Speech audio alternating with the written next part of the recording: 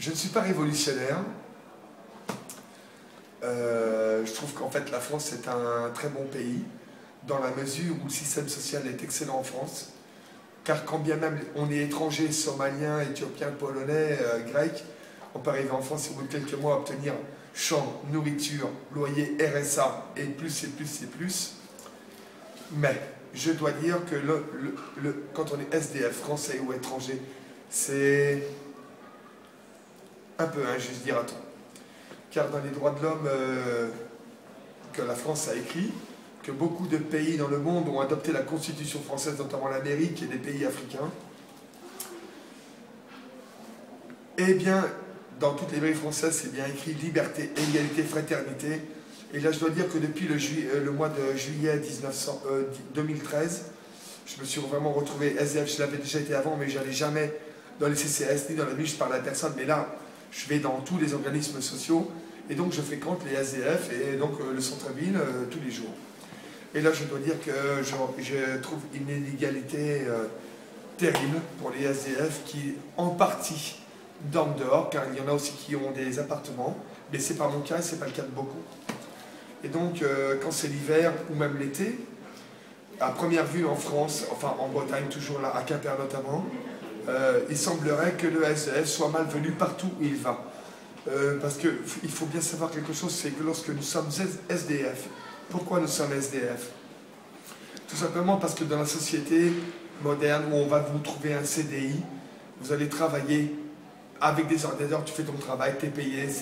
En fait, il y a peu d'amour, de moins en moins d'amour. Plus on évolue, plus c'est comme ça.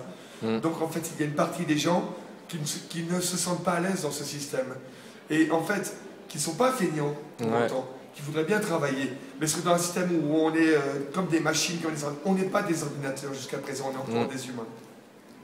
Alors pour nombre d'entre nous, nous nous retrouvons à la rue, pas parce que nous sommes feignants ou nous ne trouvons pas de travail, mais parce que dans ce système-là, de système d'argent, on voit dans les banques les prêts malins, les prêts ceci, achetez malin, faites ceci. Non, on préférait comme dans le temps. Salut, tu vas bien, s'embrasser, t'as pas d'argent, bah tiens, je te donne, tiens, bah, assieds-toi là, viens chez moi. Et là, de plus en plus, ça disparaît. Alors, qu'est-ce qui reste? Bah, il reste SDF. Parce que quand on est SDF, qu'on dort dehors, on a froid, on n'a pas d'argent, alors là, on retrouve l'humanité qu'il y avait dans les années 30, 40, 50, 60, etc. Et en fait, quand on se réunit sur les bancs d'une ville, ben, on trouve de l'amour, tout simplement. On est content. On se parle entre nous, on se paye une bière. Les gens viennent nous voir, nous donnent de l'argent. Ça vous donne confiance dans l'humanité. Vous connaissez des tas de gens comme le monsieur qui me serre la main là. Genre, depuis que je suis là depuis quelques mois, je ne vous dis pas le nombre de gens que j'ai connus. Des SDF, des non-SDF, des commerçants qui me donnent 5 €, qui viennent me parler. Car eux aussi, ils sont contents de venir en parler. Eux aussi, ils disent putain, là on trouve de l'amour. Pas comme dans la société. Mais malheureusement, la police française, la police nationale, est très bien. Ils font bien leur travail. Mais ils font de la complaisance avec les arrêtés préfectoraux, qui pour moi, à mes yeux, sont des lois anti la loi française. Car la loi française autorise la mendicité et le SDF dans le centre-ville. C'est un droit. Liberté, égalité, fraternité qu'on a écrit sur les mairies. Or, certains maires se permettent de faire des arrêtés préfectoraux disant le SDF n'a pas le droit de citer, d'être groupé à quelques personnes et de parler, de vivre un bon moment d'amitié, d'amour et de fraternité. Et comme la police est obligée d'obéir aux arrêtés préfectoraux, elle vient et aussi elle va au-dessus des lois qui l'ont embauché, à savoir l'État, qui autorise que le SDF a le droit de citer un truc, et nous disent vous n'avez pas le droit d'être là, alors toutes les heures nous devons changer de place. Et quand on change de place, on n'est encore pas bien là, les commerçants appellent, vous n'êtes pas bien là. Alors le SDF, où est-ce qu'il faut qu'on aille? Dans les champs avec les vaches? Et quand il pleut, on va aller où? Et quand on n'a pas d'argent, on demande 1 €. Les gens sont contents de nous donner. Même les commerçants, ils disent non, vous n'avez pas le droit de demander dans la rue, non, vous n'avez pas le droit. Alors, c'est dommage, enfin, c'est pas gentil. Surtout quand on voit que la police fait de la complaisance vis-à-vis des commerçants, parce que ce sont les commerçants qui les appellent. Mais voyez-vous, je voudrais bien dire que moi, avant d'être SDF, j'ai été aussi moi-même commerçant, notamment dans la ville de Quimper. J'ai eu 2 magasins, celui de parents où j'allais livrer, et un rue Élie-Fréon qui s'appelait Sans Griffe.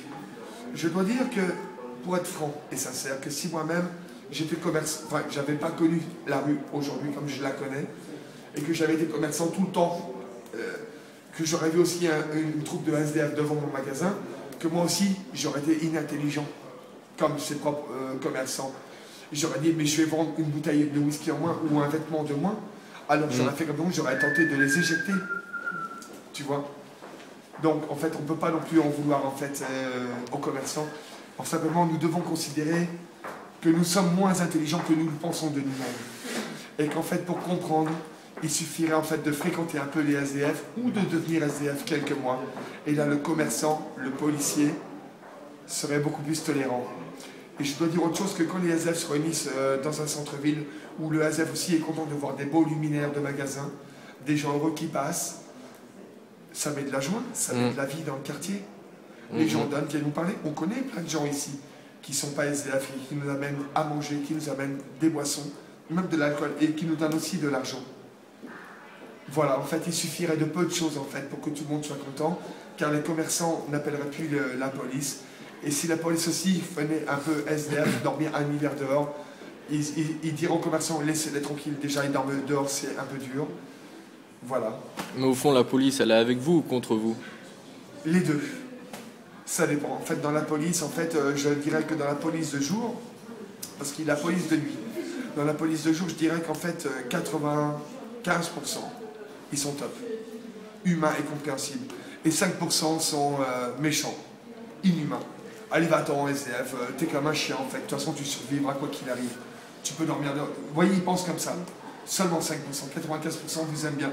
Moi-même, j'ai parmi la police des gens qui m'appellent par mon prénom et que j'appelle par leur prénom. Et qui, quand ils me voient que je suis un peu malade, disent Fred, tu veux qu'on appelle les pompiers? Donc je dis bravo la police. Parce qu'on a besoin de la police. À tous ceux qui disent nique la police, c'est pas vrai. Car si moi je suis fort, je suis grand, j'ai mes bras, je peux me défendre si on m'agresse. Mais qu'est-ce qu'elle va faire la petite fille, la petite grand-mère, celui qui a besoin? Vous voyez, même le SDF ou le costaud qui se sent fort, quand sa mère se fait attaquer ou sa fille se fait attaquer, et qu'il n'est pas là, lui aussi il va être content à son tour que la police soit là. Vous voyez, donc en fait, il faut relativiser et bien comprendre la position de tout le monde. Parce que malheureusement, dans l'évolution de la société, on devient de plus en plus individualiste. Ah, la loi dit ça, donc non, tu peux pas. Mais on n'est pas des ordi jusqu'à maintenant. On est des humains. On est capable de comprendre la situation de l'autre, quand bien même on est policier, quand bien même on est commerçant. Vous voyez, donc, moi-même, je pourrais dire les commerçants, c'est des enculés, ils pensent qu'à leur bénéfice, une bouteille de moins, une bouteille de plus. Mais non, parce que si je le dis bien, si moi-même j'avais encore été commerçant, je serais quand même inintelligent. Mais maintenant, je suis tombé de l'autre côté. C'est ce que j'ai dit à plusieurs commerçants. Et notamment, vous savez, à la Micaline de Quimper, il y avait la queue, des gens qui faisaient la queue sur la route. Et moi, je vais manger, puisqu'au CCS, la France est tellement bien au niveau social, on peut dormir, on a mangé, la bouffe, tout ce que j'ai, c'est grâce au CCS. Mais on n'a pas l'alcool et le tabac. Alors quand on est dans la rue, vous savez, on aime bien boire un verre.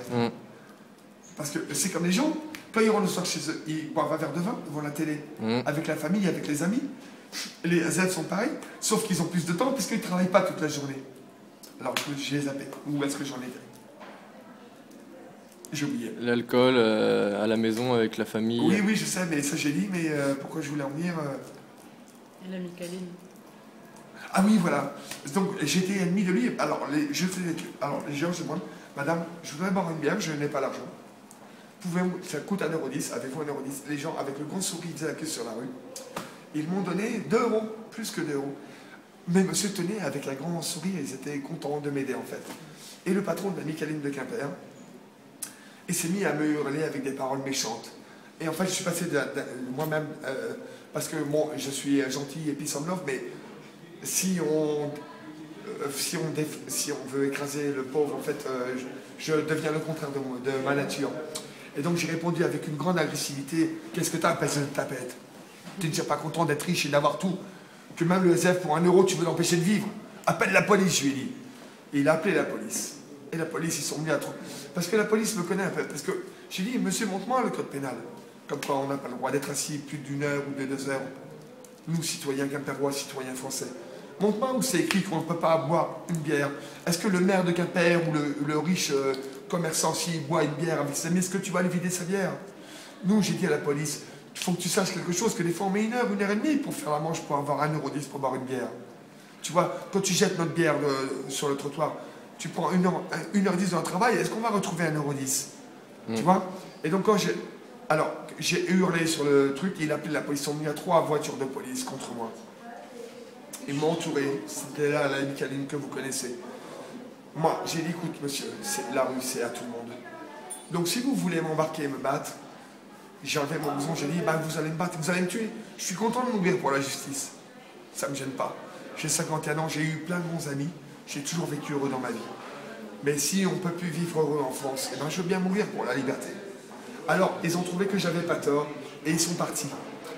Mais ce que je veux dire, c'est que le patron de la Micaline, pourquoi je dis ça? Pas pour accuser le patron de la Micaline. C'est qu'en fait, il a entendu ce que j'ai dit. Et il a trouvé que j'avais raison. Et un jour ou 2 jours après, parce qu'on récupère ses invendus, il les met à la poubelle et nous, on ouvre les sacs et on mange. Mais maintenant, quand il me voit, il n'attend plus. Il me dit, viens, viens. Il me donne encore, quand c'est ouvert, des trucs qu'il peut vendre, il me les donne, il me dit, tiens, prends. Il s'appelle Emilio. Voilà, c'est un homme intelligent. C'est comme moi, en fait. J'aurais été avant dans son commerce, j'aurais fait comme lui.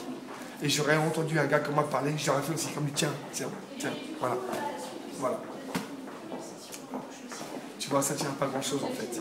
On est con, mais on peut devenir intelligent simplement si on écoute un peu et qu'on a un peu d'amour et d'amitié. Et comme vous êtes, voilà. Tu vois, c'est ça. Pareil dans la police, il y en a qui disent, mais Fred, t'as raison. Je sais qu'on n'a pas le droit, mais tu vois. Mais il y a les lois, tu vois, à la limite, les plus pourris, c'est des maires. Ils font des arrêtés, donc des lois contre la vraie loi, où ils disent non, tu peux pas faire ci, tu peux pas là, tu peux pas boire, tu vois. Eux, ils ne devraient pas être maires. Ça devrait être interdit, les arrêtés préfectoraux, les arrêtés municipaux, là, où ils disent ah ben non, nous on veut pas. SDF, c'est autorisé dans la loi, j'ai lu le code pénal. Et ils disent non, tu peux pas faire la manche, non, tu peux pas être là. Ah, ça c'est dur, hein. C'est une partie presque du nazisme, on peut dire, pas loin, ça rejoint un peu, hein. Ah non, t'es pas comme il faut, donc non, tu peux pas être là. C'est vrai, c'est juste. Et oui. Et oui, voilà. Mais ceci dit, dans l'ensemble, tu vois, regarde, on arrive à s'arranger, tu vois. Même moi, si c'est pas eux, je reste. Je préfère qu'ils m'emmènent au commissariat, qu'ils me battent. Et comme je les aime bien, tu vois, bah, je fais l'effort pour eux. Ils font un effort, tu vois, voilà, on s'arrange. Voilà, tout est possible. Tu vois, en fait, ce que je veux dire, j'ai envie de dire aux gens, mais les mecs, buvez un verre, fumez un pétard, écoutez du reggae, dansez un peu, draguez un... Tu vois ce que je veux dire? Et tu verras. T'auras beau. Parce que tu sais, regarde, pourquoi les gens, ils sont durs? Parce que beaucoup, ils n'ont pas d'amour dans leur vie, même dans leur famille. Alors comme ils n'ont pas d'amour, et ben ils ont des boules. Alors ils font chier selon sa position. Celui qui est policier, comme il n'a pas d'amour, il a une vie de merde, ben il va faire chier. Mais si lui, du jour au lendemain, il a de l'amour, il a des vrais amis, où il fait des vraies soirées, où il s'amuse, comme il aura du bonheur, le lendemain dans son travail, il sera plus cool. Il sera là, mais mec, tu vois ce que je veux dire? Tu vois, genre le policier, il s'en love. Tu vois ce que je veux dire? Il va être plus tolérant. Voilà. Tu vois, il y a l'ordinateur, il y a les lois, puis après, on ne peut pas faire une loi pour chaque individu. Donc on en fait pour tout le monde. Donc elles ne peuvent pas être adaptées pour tous les cas. Tu es d'accord? Mais c'est aux hommes, aux policiers, aux gens, de faire un effort l'un vers l'autre. Et voilà, pas de problème. Si tu as d'autres questions, je veux bien. Bah, un petit mot de la fin. Hein? Un petit mot pour la fin. Ouais, alors ça c'est pour moi-même, tu vois, je vais prendre ma gloire. Écoute, je prétends moi Frédéric Moget, je regarde bien l'écran là, qu'en fait, à la parole, tu vois, genre il pose une question, je lui en pose une. Je prends n'importe quel psychologue de la Terre, même 200 contre moi, les meilleurs, même Obama, président, ce qu'ils veulent, viens, je vais leur dire, viens, tu poses une question, moi je vais t'en poser une. Parce que moi, je mens pas, j'ai plus rien à perdre. Mais eux, pour arriver où ils sont, président, psychologue, machin, ils ont dû faire des, tu vois ce que je veux dire, des petits, tu vois, des petits mensonges, tu vois ce que je veux dire. Ils ont dû, genre, baisser un peu le calbar pour arriver où ils sont. Moi, non. C'est pour ça que je les nique. Regarde. Tous les mecs de la jet qui font les textes et les doctrines pas possibles, tu vois, qui font les lois et machin, qui viennent contre moi, quand ils veulent. Je suis à Quimper, devant la Micaline, Frédéric Moget, je m'appelle, je suis disponible pour tout le monde. Voilà. Attends, moi, Frédéric Moget, homme, chrétien, voilà. Si on aime notre prochain, tout est permis. On peut même baiser, il n'y a plus homosexuel, bisexuel. Du moment qu'on ne fait pas de mal au prochain, tout est permis. S'il n'y a que l'amour qui compte. Voilà, j'ai fini.